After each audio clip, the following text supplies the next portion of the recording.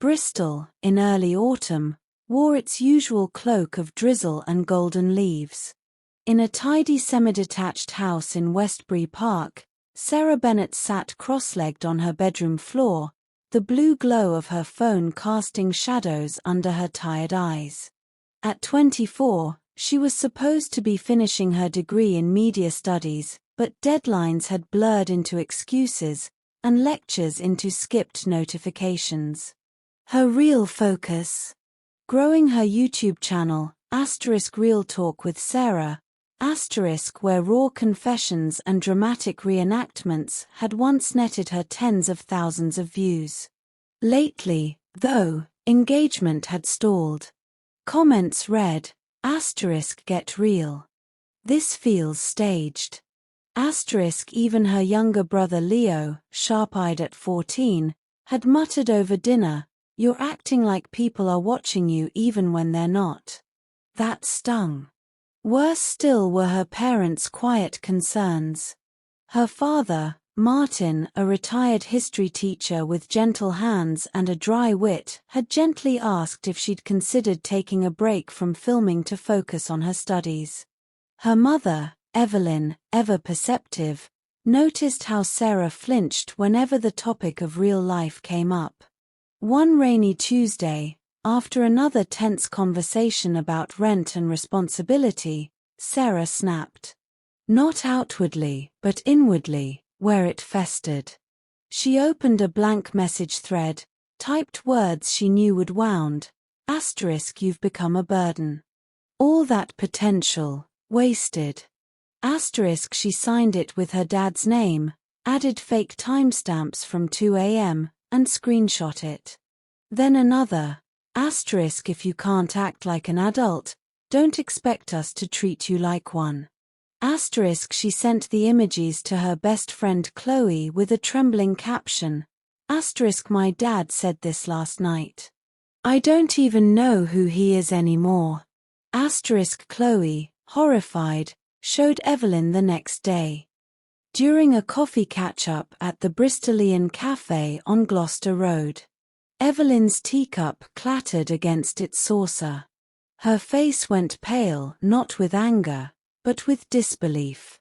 Martin hadn't said those things. He couldn't have. He'd been asleep beside her at 2 a.m., snoring softly as always. Back home, Evelyn confronted Sarah calmly. Where did these come from? Sarah, caught off guard, doubled down. He sent them. You can ask him. But Evelyn already had. And Martin, bewildered, pulled up his message history. Nothing. No texts to Sarah in weeks, just a few WhatsApp photos of Leo's football match. The truth settled like cold fog. Sarah had fabricated it all. Evelyn didn't shout. She rarely did. But her silence was heavier than any reprimand. That evening, over shepherd's pie, Martin's specialty, Evelyn laid out what would happen. You will hand over both your phones. Primary and secondary. For 2 weeks. Sarah's eyes widened. Mum, my channel, this isn't about your channel, Evelyn said firmly. It's about honesty. About respect.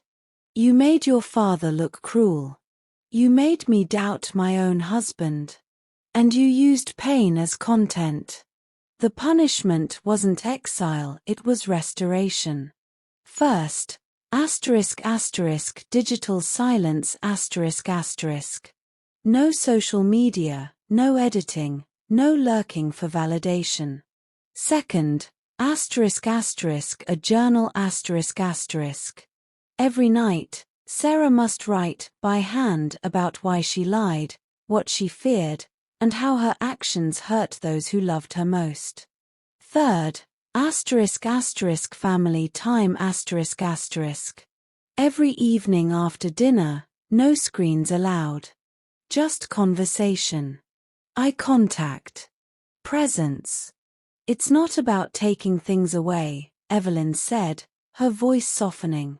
It's about giving you space to remember who you are when no one's watching. Reluctantly, Sarah surrendered her phones.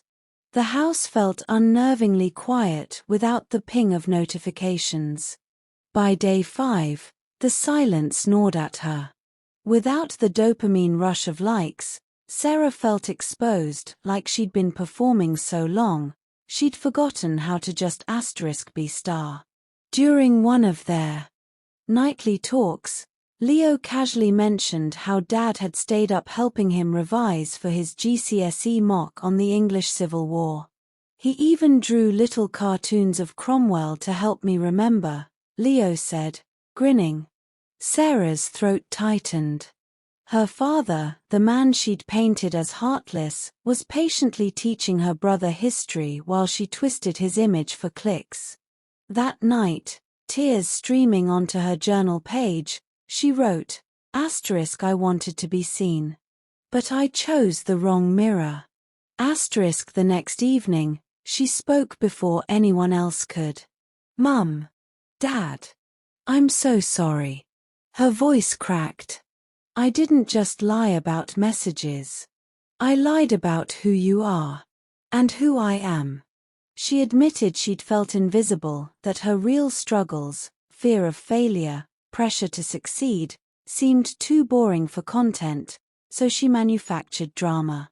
I thought if I looked broken enough, you'd finally understand how much I needed you. But instead, I pushed you away. She didn't ask for forgiveness. She simply said, I'll spend every day trying to earn back your trust. Martin reached across the table and squeezed her hand. Evelyn's eyes glistened. No grand absolution, just a quiet, thank you for telling the truth. In the days that followed, Sarah's journal filled with raw reflections. She remembered how, at 16, her mum had driven her to London for a film workshop, sleeping in the car to save money. How her dad had sold his vintage record collection to help pay for her first camera. She'd mistaken their boundaries for rejection. Their concern for control. One afternoon, she found Evelyn reading Keats in the garden, their old ritual from when Sarah was a girl. Tentatively, she sat beside her. They didn't speak at first. Just listened to the rustle of sycamore leaves and distant church bells from St. Mary's. I used to love your journaling, Evelyn said softly. You wrote poems about rain and bus stops. They were honest. Beautiful. Sarah swallowed. I forgot how to be that person. You haven't, Evelyn replied. You just got lost in the noise. That night, Sarah wrote, regret isn't just feeling bad. It's choosing differently tomorrow. 6 weeks later, Sarah still hadn't posted anything new. But something had shifted. She'd started attending lectures again. She helped Leo edit a short film for school, no pranks, just a sweet story about a lost dog in Clifton. She even joined her parents for Sunday roasts without checking her phone once.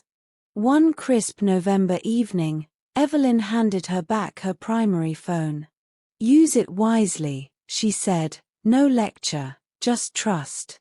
Sarah opened her drafts folder.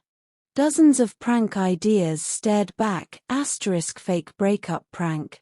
Parents react to fake pregnancy, all relics of a persona she no longer recognized. One by one, she deleted them. Instead, she filmed a single clip in her room, natural light from the window, no filters. She wore a simple navy jumper, her hair loose. I used to think truth wasn't exciting enough, she began, voice steady. But lies. They isolate you. This past month, I learned that real connection doesn't come from performance. It comes from showing up, messy, imperfect, honest. She didn't mention her parents by name. But viewers familiar with her old content would understand. When she finished, she showed it to her family. Martin nodded slowly. Leo gave a thumbs up. Evelyn simply hugged her. The video wasn't viral. It got 3,000 views. But in the comments, someone wrote, "Thank you for reminding me that my family deserves my truth, not my content." Sarah smiled. That was enough. Outside, Westbury Park glowed under streetlights, rain-kissed and quiet. Inside, the kettle whistled, and Leo called from the kitchen, "Who wants tea?" Sarah closed her laptop. "Me," she said, walking toward the warmth.